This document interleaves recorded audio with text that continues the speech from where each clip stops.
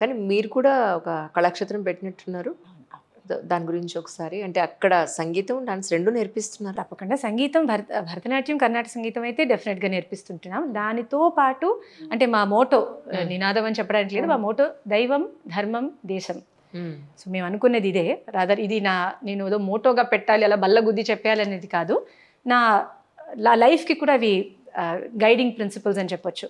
So ఈ 3 మాటల్ని స్ఫూర్తిగా తీసుకొని పిల్లలకి చిన్న చిన్న కథలు, మన సాంప్రదాయంలో ఉన్న విషయాలు, శ్లోకాలు, స్తోత్రాలు, అంటే ఈ శ్లోకాలు స్తోత్రాలు కోర్స్ అని కాకుండా డాన్స్తో పాటు, సంగీతంతో పాటు వాళ్ళకి లైఫ్కి పనికొచ్చేవి సమ్మర్ క్యాంప్స్ ద్వారా, లేకపోతే జస్ట్ నార్మల్గా క్లాస్లో కూర్చున్నప్పుడు కూడా ఒక డాన్స్ చెప్తే జస్ట్ ఆ ఐటమ్ మాత్రం చెప్పేయకుండా దాని చుట్టూతా ఉన్న స్టోరీ, బికాజ్ ఇవన్నీ కలిస్తేనే మన కల్చర్, మన భారతీయ ఆర్ష ధర్మం ఏదైతే ఉందో, నాకైతే మన ఋషిప్రోక్తమైన వాంగ్మయం ఏదైతే ఉందో దాని మీద విపరీత పిచ్చి ఒక పిపాస నాకు పర్సనల్గా.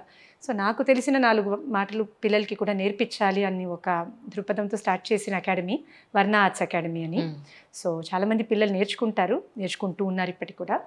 సో వీళ్ళని తీసుకొని వెళ్ళి ప్రదర్శనలు ఇవ్వడం కానీ, అలా దాని త్రూ కొంచెం కల్చర్ నేర్పాలని, అంటే ఒక కళను మాత్రం నేర్పడంతో సహా అదైతే నేర్చుకుంటారు, ఎలా అయినా నేర్చుకుంటారు, బట్ మెయిన్గా మన కల్చర్ మీద ఉన్న ఒక ఆరాధన వాళ్ళకి రావాలని నా కోరిక.